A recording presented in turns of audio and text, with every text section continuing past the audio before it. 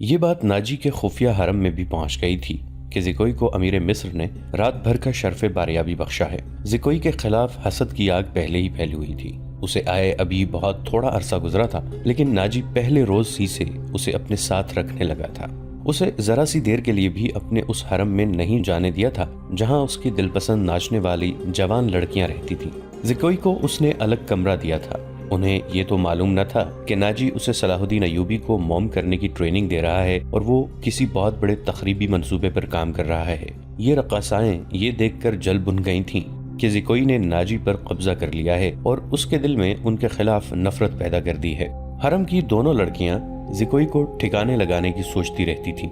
اب انہوں نے دیکھا کہ زکوئی کو امیر مصر نے بھی اتنا پسند کیا ہے کہ اسے رات بھر اپنے خیمے میں رکھا ہے تو وہ پاگل سی ہو گئی۔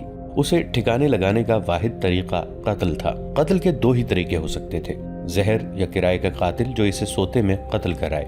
دونوں طریقے ممکن نہیں تھے کیونکہ زکوئی باہر نہیں نکلتی تھی اور زہر دینے کے لیے اس تک رسائی نہیں ہو سکتی تھی۔ ان دونوں نے حرم کی سب سے زیادہ چالاک ملازمہ کو اعتماد میں لے رکھا تھا۔ اسے انعام و اکرام دیتی رہتی تھیں۔ جب حسد کی انتہا نے ان کی آنکھوں میں خون اتار دیا تو انہوں نے اس ملازمہ کو منہ مانگے انعام کا لالچ دے کر اپنا مدعا بیان کر دیا۔ یہ ملازمہ بڑی خرانٹ اور منجھی ہوئی عورت تھی۔ اس نے کہا کہ سالار کی رہائش گاہ میں جا کر زکوئی کو زہر دینا ممکن نہیں۔ موقع محل دیکھ کر اسے خنجر سے قتل کیا جا سکتا ہے، اس کے لیے وقت چاہیے۔ اس نے وعدہ کیا کہ وہ زکوئی کی نقل و حرکت پر نظر رکھے گی، ہو سکتا ہے کوئی موقع جلد نکل آئے۔ اس جرائم پیشہ عورت نے یہ بھی کہا کہ اگر موقع نہ نکلا تو حشیشین کی مدد حاصل کی جائے گی، مگر وہ معاوضہ بہت زیادہ لیتے ہیں۔ دونوں لڑکیوں نے اسے یقین دلایا کہ وہ زیادہ سے زیادہ معاوضہ دینے کو تیار ہیں۔ ادھر ناجی بے حد غصے کے عالم میں اپنے کمرے میں ٹہل رہا تھا۔ زکوئی اسے ٹھنڈا کرنے کی بہت کوشش کر چکی تھی لیکن اس کا غصہ بڑھتا جا رہا تھا۔ اب مجھے اس کے پاس جانے دیں، زکوئی نے چوتھی بار کہا۔ میں اسے شیشے میں اتار لوں گی۔ بیکار ہے، تاجی نے گرج کر کہا۔ وہ کمبخت حکم نامہ جاری کر چکا ہے جس پر عمل بھی شروع ہو چکا ہے۔ مجھے اس نے کہیں کا نہیں رہنے دیا۔ اس پر تمہارا جادو نہیں چل سکا۔ مجھے معلوم ہے کہ میرے خلاف یہ سازش کرنے والے لوگ کون ہیں۔ وہ میری ابھرتی ہوئی حیثیت سے حسد کرتے ہیں۔ میں امیر مصر بننے والا تھا، میں نے یہاں کے حکمرانوں پر حکومت کی ہے، حالانکہ میں معمولی سا سالار تھا۔ اب میں سالار بھی نہیں رہا۔ اس نے دربان کو اندر بلا کر کہا کہ ادرش کو بلا لائے۔ اس کا ہمراز اور نائب ادرش آیا تو ناجی نے اس کے ساتھ بھی اسی موضوع پر بات کی۔ اسے وہ کوئی نئی خبر نہیں سنا رہا تھا۔ ادرش کے ساتھ وہ صلاح الدین ایوبی کے نئے حکم نامے پر تفصیلی تبادلہ خیال کر چکا تھا، مگر دونوں اس کے خلاف کوئی کارروائی سوچ نہیں سکے تھے۔ اب اس کے دماغ میں ایک کارروائی آ گئی تھی۔ اس نے ادرش سے کہا، میں نے جوابی کارروائی کی سوچ لی ہے۔ کیا؟ بغاوت، ناجی نے کہا۔ ادرش چپ چاپ اسے دیکھتا رہا۔ ناجی نے کہا، تم حیران ہو گئے ہو؟ کیا تمہیں شک ہے کہ یہ 50,000 سوڈانی فوج ہماری وفادار نہیں؟ کیا یہ صلاح الدین ایوبی کی نسبت مجھے اور تمہیں اپنا حاکم اور بئی خواہ نہیں سمجھتی؟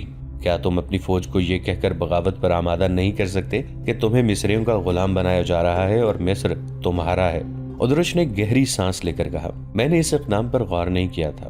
بغاوت کا انتظام ایک اشارے پر ہو سکتا ہے، لیکن مصر کی نئی فوج بغاوت کو دبا سکتی ہے اور اس فوج کو کمک بھی مل سکتی ہے۔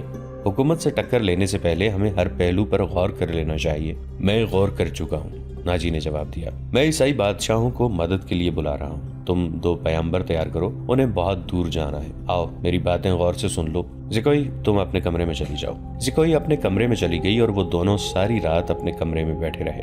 صلاح الدین ایوبی نے دونوں فوجوں کو مدغم کرنے کا وقت 7 روز مقرر کیا تھا۔ کاغذی کارروائی ہوتی رہی۔ ناجی پوری طرح تعاون کرتا رہا۔ 4 روز گزر چکے تھے۔ اس دوران ناجی ایک بار پھر صلاح الدین ایوبی سے ملا، لیکن اس نے کوئی شکایت نہ کی۔ تفصیلی رپورٹ دے کر صلاح الدین ایوبی کو مطمئن کر دیا کہ 7ویں روز دونوں فوجیں ایک ہو جائیں گی۔ صلاح الدین ایوبی کے نائبین نے بھی اسے یقین دلایا کہ ناجی دیانتداری سے تعاون کر رہا ہے، مگر علی بن سفیان کی رپورٹ کسی حد تک پریشان کن تھی۔ اس کی انٹیلیجنس سروس نے رپورٹ دی تھی کہ سوڈانی فوج کے سپاہیوں میں بے اطمینانی اور ابتری سی پائی جاتی ہے۔ وہ مصری فوج میں مدغم ہونے پر خوش نہیں۔ ان کے درمیان یہ افواہیں پھیلائی جا رہی تھیں کہ مصری فوج میں مدغم ہو کر ان کی حیثیت غلاموں کی سی ہو جائے گی، انہیں مال غنیمت بھی نہیں ملے گا اور ان سے بار برداری کا کام لیا جائے گا، اور سب سے بڑی بات یہ کہ انہیں شراب نوشی کی اجازت نہیں ہوگی۔ علی بن سفیان نے یہ رپورٹیں صلاح الدین ایوبی تک پہنچا دی۔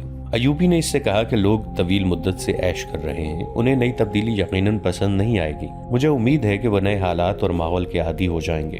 اس لڑکی سے ملاقات ہوئی یا نہیں؟ صلاح الدین ایوبی نے پوچھا۔ نہیں، علی نے جواب دیا، اس سے ملاقات ممکن نظر نہیں آتی، میرے آدمی ناکام ہو چکے ہیں، ناجی نے اسے قید کر رکھا ہے۔ اس سے اگلی رات کا واقعہ ہے۔ رات ابھی تاریک ہوئی تھی۔ زکوئی اپنے کمرے میں تھی، ناجی ادرش کے ساتھ اپنے کمرے میں تھا۔ اسے گھوڑوں کے قدموں کی آوازیں سنائی دی۔ اس نے پردہ ہٹا کر دیکھا، باہر چراغوں کی روشنی میں اسے 2 گھوڑا سوار گھوڑوں سے اترتے دکھائی دیے۔ لباس سے وہ تاجر معلوم ہوتے تھے، لیکن وہ گھوڑوں سے اتر کر ناجی کے کمرے کی طرف چلے تو ان کی چال بتاتی تھی کہ یہ تاجر نہیں۔ اتنے میں ادرش باہر نکلا۔ دونوں سوار اسے دیکھ کر رک گئے۔ ادرش کو سپاہیوں کے انداز سے سلام کیا۔ ادرش نے ان کے گرد گھوم کر ان کے لباس کا جائزہ لیا، پھر ان سے کہا کہ ہتھیار دکھاؤ۔ دونوں نے پھرتی سے چگے کھولے اور ہتھیار دکھائے۔ ان کے پاس چھوٹی تلواریں اور ایک خنجر تھا۔ ادرش انہیں اندر لے گیا۔ دربان ایک طرف کھڑا تھا۔ زکوئی گہری سوچ میں کھو گئی۔ وہ کمرے سے نکلی اور ناجی کے کمرے کا رخ کیا، مگر دربان نے اسے دروازے پر روک لیا اور کہا کہ اسے حکم ملا ہے کہ کسی کو اندر نہ جانے دو۔ زکوئی کو وہاں ایسی حیثیت حاصل ہو گئی تھی کہ وہ کمانڈروں پر بھی حکم چلانے لگی تھی۔ دربان کے روکنے سے وہ سمجھ گئی کہ کوئی خاص بات ہے۔ اسے یاد آیا کہ 2 راتیں پہلے ناجی نے اس کی موجودگی میں ادرش سے کہا تھا، میں عیسائی بادشاہوں کو مدد کے لیے بلا رہا ہوں، تم 2 پیامبر تیار کرو، انہیں بہت دور جانا ہے۔ اور پھر اس نے زکوئی کو اپنے کمرے میں چلے جانے کو کہا تھا اور اس نے بغاوت کی باتیں بھی کی تھیں۔ یہ سب کچھ سوچ کر وہ اپنے کمرے میں واپس چلی گئی۔ اس کے اور ناجی کے خاص کمرے کے درمیان ایک دروازہ تھا جو دوسری طرف سے بند تھا۔ اس نے دروازے کے ساتھ کان لگا دیے۔ ادھر کی آوازیں دھیمی تھیں، اسے کوئی بات سمجھ نہ آئی۔ کچھ دیر بعد اسے ناجی کی بڑی صاف آواز سنائی دی۔ اس نے کہا، آبادیوں سے دور رہنا، اگر کوئی شک میں پکڑنے کی کوشش کرے تو سب سے پہلے یہ پیغام غائب کرنا، جان پر کھیل جانا، جو بھی راستے میں حائل ہو اسے ختم کر دینا۔ تمہارا سفر 4 دنوں کا ہے، 3 دنوں میں پہنچنے کی کوشش کرنا، سمت یاد کر لو، شمال مشرق۔ دونوں آدمی باہر نکلے۔ زکوئی بھی باہر آ گئی۔ اس نے دیکھا کہ وہ دونوں گھوڑوں پر سوار ہو رہے تھے۔ ناجی اور ادرش بھی باہر کھڑے تھے، سواروں کو الوداع کہنے لگے ہوں گے۔ سوار بہت تیزی سے روانہ ہو گئے۔ ناجی نے زکوئی کو دیکھا تو اسے بلا کر کہا، میں باہر جا رہا ہوں، کام بہت ہے، تم آرام کرو، اگر اکیلے دل نہ لگے تو حرم میں گھوم پھر آنا۔ ہاں، زکوئی نے کہا، جب سے آئی ہوں باہر نہیں نکلی۔ ناجی اور ادرش چلے گئے۔ زکوئی نے چوغا پہنا، کمر بند میں خنجر اڑسا اور حرم کی طرف چل پڑی۔ وہ جگہ چند 100 گز دور تھی۔ وہ ناجی پر یہ ظاہر کرنا چاہتی تھی کہ وہ حرم میں گئی تھی۔ دربان کو بھی اس نے یہی بتایا تھا۔ حرم میں داخل ہوئی تو وہاں کی رہنے والیوں نے اسے حیران ہو کر دیکھا۔ وہ پہلی دفعہ وہاں گئی تھی۔ سب نے اس کا استقبال احترام اور پیار سے کیا۔ ان 2 لڑکیوں نے بھی اسے خوش آمدید کہا جو اسے قتل کرانا چاہتی تھی۔ زکوئی سب سے ملی، ہر ایک کے ساتھ باتیں کی اور واپس چل پڑی۔ وہ خرانٹ ملازمہ بھی وہیں تھی جسے اس کے قتل کے لیے کہا گیا تھا۔ اس نے زکوئی کو بڑے غور سے دیکھا۔ زکوئی باہر نکل گئی۔ حرم والے مکان اور ناجی کی رہائش گاہ کا درمیانی علاقہ اونچا نیچا تھا اور ویران بھی۔ زکوئی حرم سے نکلی تو ناجی کی رہائش گاہ کی طرف جانے کی بجائے بہت تیز دوسری سمت چل پڑی۔ ادھر ایک پگڈنڈی بھی تھی، لیکن زکوئی اس سے ذرا دور ہٹ کر جا رہی تھی۔ اس سے 15-20 قدم پیچھے ایک سیاہ سایہ چلا جا رہا تھا۔ وہ کوئی انسان ہی ہو سکتا تھا، مگر سر سے پاؤں تک ایک لبادے میں لپٹا ہونے کی وجہ سے سیاہ بھوت لگتا تھا۔ زکوئی کی رفتار تیز ہوئی تو اس بھوت نے اپنی رفتار اس سے بھی تیز کر دی۔ آگے گھنی جھاڑیاں تھیں۔ زکوئی ان میں روپوش ہو گئی۔ سیاہ بھوت بھی جھاڑیوں میں غائب ہو گیا۔ وہاں سے کوئی 250-300 گز کے آگے صلاح الدین ایوبی کی رہائش گاہ تھی، جس کے ارد گرد فوج کے اعلیٰ رتبوں کے افراد رہتے تھے۔ زکوئی کا رخ ادھر ہی تھا۔ وہ گھنی جھاڑیوں میں سے نکلی ہی تھی کہ بائیں طرف سے سیاہ بھوت اٹھا۔ چاندنی بڑی صاف تھی، پھر بھی اس کا چہرہ نظر نہیں آتا تھا۔ اس کے پاؤں کی آہٹ بھی نہیں تھی۔ بھوت کا ہاتھ اوپر اٹھا، چاندنی میں خنجر چمکا اور بجلی کی تیزی سے خنجر زکوئی کے بائیں کندھے اور گردن کے درمیان اتر گیا۔ زکوئی کی چیخ نہیں نکلی، خنجر اس کے کندھے سے نکل گیا۔ زکوئی نے اتنا گہرا زخم کھا کر بھی نہایت تیزی سے اپنے کمر بند سے خنجر نکالا۔ بھوت نے اس پر دوسرا وار کیا تو زکوئی نے اس کے خنجر والے بازو کو اپنے بازو سے روک کر اپنا خنجر بھوت کے سینے میں گھونپ دیا۔ اسے چیخ سنائی دی جو کسی عورت کی تھی۔ زکوئی نے اپنا خنجر کھینچ کر دوسرا وار کیا جو بھوت کے پیٹ میں اتر گیا۔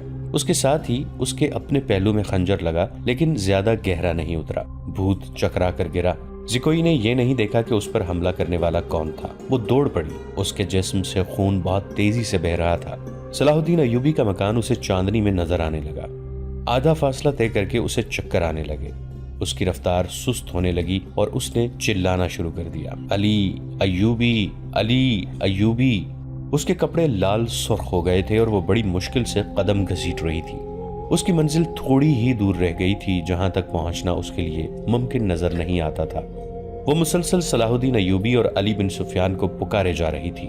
قریب کہیں ایک گشتی سنتری پھر رہا تھا، اسے اس کی آوازیں سنائی دیں تو وہ دوڑ کر پہنچا۔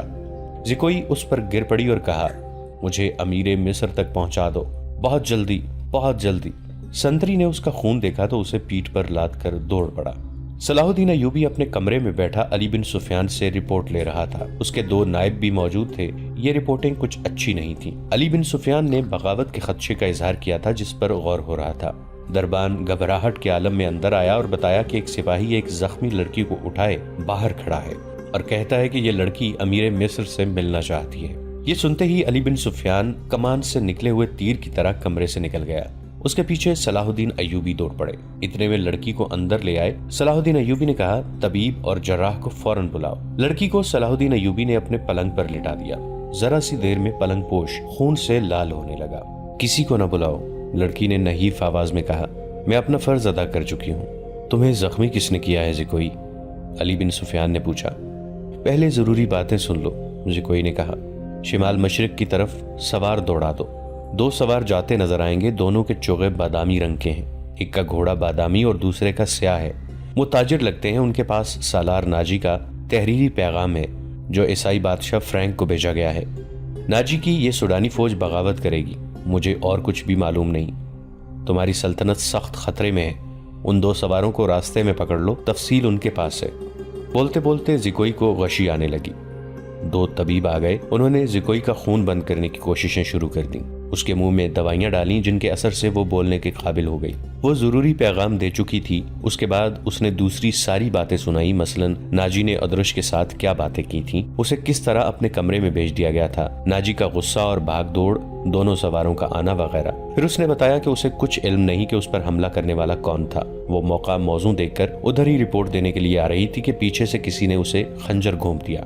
اس نے اپنا خنجر نکال کر حملہ آور پر حملہ کیا۔ حملہ آور کی چیخ بتاتی تھی کہ وہ کوئی عورت ہے۔ اس نے حملے کی جگہ بتائی۔ اسی وقت اسی جگہ آدمی دوڑا دیے گئے۔ زکوئی نے کہا تھا کہ وہ زندہ نہیں ہو سکتی۔ اس کے خنجر اس کے سینے اور پیٹ میں لگے تھے۔ خون رک نہیں رہا تھا، زیادہ تر خون تو پہلے ہی بہہ گیا تھا۔ زکوئی نے صلاح الدین ایوبی کا ہاتھ پکڑا اور چوم کر کہا، اللہ آپ کو اور آپ کی سلطنت کو سلامت رکھے، آپ شکست نہیں کھا سکتے۔ مجھ سے زیادہ کوئی نہیں بتا سکتا کہ صلاح الدین ایوبی کا ایمان کتنا پختہ ہے۔ پھر اس نے علی بن سفیان سے کہا، میں نے کوتاہی تو نہیں کی، آپ نے جو فرض مجھے سونپا تھا وہ میں نے پورا کر دیا ہے، تم نے اس سے زیادہ پورا کیا ہے۔ علی بن سفیان نے اسے کہا، میرے تو وہم و گمان میں بھی نہ تھا کہ ناجی اس حد تک خطرناک کارروائی کرے گا اور تمہیں جان کی قربانی دینی پڑے گی۔ میں نے تمہیں صرف مخبری کے لیے وہاں بھیجا تھا۔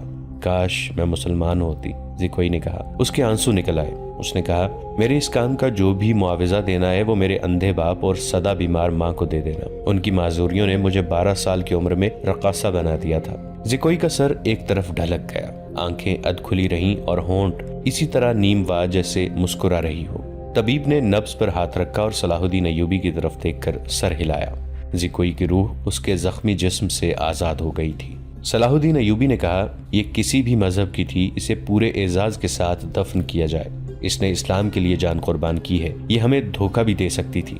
دربان نے بتایا کہ باہر ایک عورت کی لاش آئی ہے۔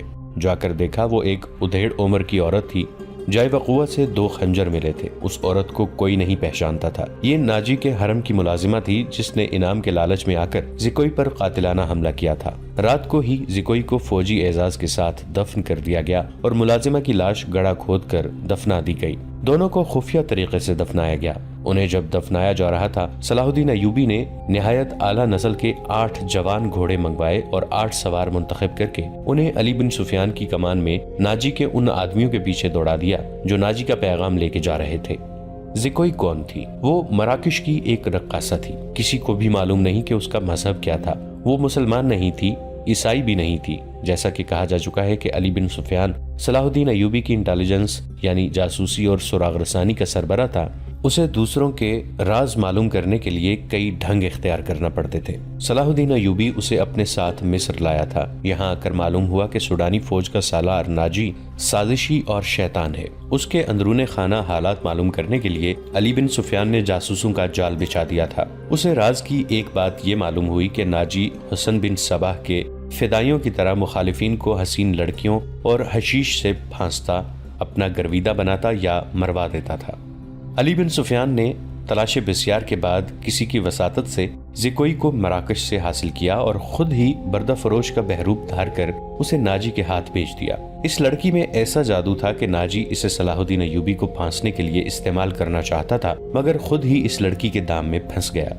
پھنسا بھی ایسا کہ اس کے سامنے وہ اپنے نائب سالار کے ساتھ راز کی باتیں کرتا رہا۔ اس نے زکوئی کو جشن کی رات صلاح الدین ایوبی کے خیمے میں بھی بھیج دیا اور اپنی اس فتح پر بے حد مسرور تھا کہ صلاح الدین ایوبی کا اس نے بت توڑ دیا ہے۔ اب وہ اسی لڑکی کے ہاتھوں اسے شراب بھی پلا سکے گا اور پھر اسے اپنا مرید بنا لے گا۔ مگر اس کے فرشتوں کو بھی معلوم نہ ہو سکا کہ زکوئی صلاح الدین ایوبی ہی کی جاسوسہ تھی۔ وہ اسے خیمے میں رپورٹیں دیتی رہی اور صلاح الدین ایوبی سے ہدایات لیتی رہی تھی۔ اس کے خیمے سے نکل کر زکوئی دوسری طرف چلی گئی تھی، جہاں اسے منہ سر لپیٹے ایک آدمی ملا تھا۔ وہ آدمی علی بن سفیان تھا، جس نے اسے کچھ اور ہدایات دی تھی۔ اس کے بعد زکوئی ناجی کے گھر سے باہر نہ نکل سکی، اس لیے وہ علی بن سفیان کو کوئی رپورٹ نہ دے سکی۔ آخر اسے موقع مل گیا اور وہ ایسی خبر لے کر وہاں سے نکلی جو خدا کے سوا کسی اور کو معلوم نہ تھی۔ یہ زکوئی کی بدنصیبی تھی کہ حرم میں اس کے خلاف اس لیے سازش ہو رہی تھی کہ اس نے ناجی پر قبضہ کر لیا ہے۔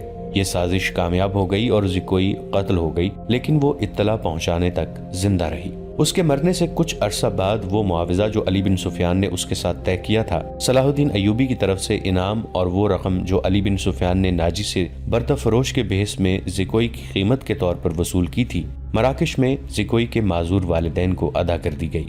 موت کی اس رات کے ستارے ٹوٹ گئے اور صبح طلوع ہوئی تو علی بن سفیان 8 سواروں کے ساتھ انتہائی رفتار سے شمال مشرق کی طرف جا رہا تھا۔ آبادیاں دور پیچھے رہ گئی تھیں۔ اسے معلوم تھا کہ فرینک کے ہیڈ کوارٹر تک پہنچنے کا راستہ کون سا ہے۔ رات انہوں نے گھوڑوں کو تھوڑی دیر آرام دیا تھا۔ یہ عربی گھوڑے تھکے ہوئے بھی تازہ دم لگتے تھے۔ دور افق پر کھجور کے چند درختوں میں علی کو 2 گھوڑے جاتے نظر آئے۔ اس نے اپنی پارٹی کو رستہ بدلنے اور اوٹ میں ہونے کے لیے ٹیلوں کے ساتھ ساتھ ہو جانے کو کہا۔ وہ صحرا کا رازدان تھا، بھٹکنے کا اندیشہ نہ تھا۔ اس نے رفتار اور تیز کر دی۔ اگلے 2 سواروں اور ان کی پارٹی میں کم و بیش 4 میل کا فاصلہ تھا۔ یہ فاصلہ طے ہو گیا مگر گھوڑے تھک گئے اور جب کھجوروں کے درختوں تک پہنچے تو 2 سوار 2 میل دور کی ایک پہاڑی کے ساتھ ساتھ جا رہے تھے۔ ان کے گھوڑے بھی شاید تھک گئے تھے۔ دونوں سوار اترے اور نظروں سے اوجھل ہو گئے۔ وہ پہاڑوں کی اوٹ میں بیٹھ گئے ہیں، علی بن سفیان نے کہا اور راستہ بدل دیا۔ فاصلہ کم ہوتا گیا اور جب فاصلہ چند 100 گز رہ گیا تو دونوں سوار اوٹ سے سامنے آئے۔ انہوں نے گھوڑوں کے سرپٹ دوڑنے کا شور سن لیا تھا۔ وہ دوڑ کر غائب ہو گئے۔ علی بن سفیان نے گھوڑے کو ایڑ لگائی۔ تھکے ہوئے گھوڑے نے وفاداری کا ثبوت دیا اور رفتار تیز کر دی۔ باقی گھوڑے بھی تیز ہو گئے۔ پہاڑی کے اندر گئے تو دونوں سوار وہاں سے جا چکے تھے مگر دور نہیں گئے تھے۔ وہ شاید گھبرا بھی گئے تھے۔ آگے ریتلی چٹانیں تھیں، انہیں راستہ نہیں مل رہا تھا۔ کبھی دائیں جاتے تو کبھی بائیں۔ ناظرین، آج کی قسط میں اتنا ہی۔ ہماری نئی ویڈیوز سے باخبر رہنے کے لیے ہمارے اس چینل کو سبسکرائب کر کے نیچے موجود بیل آئیکن کو ضرور پریس کیجیے گا۔ آپ سے ملاقات ہوگی نئی ویڈیو کے ساتھ، تب تک کے لیے ہمارا اور آپ کا اللہ نگہبان۔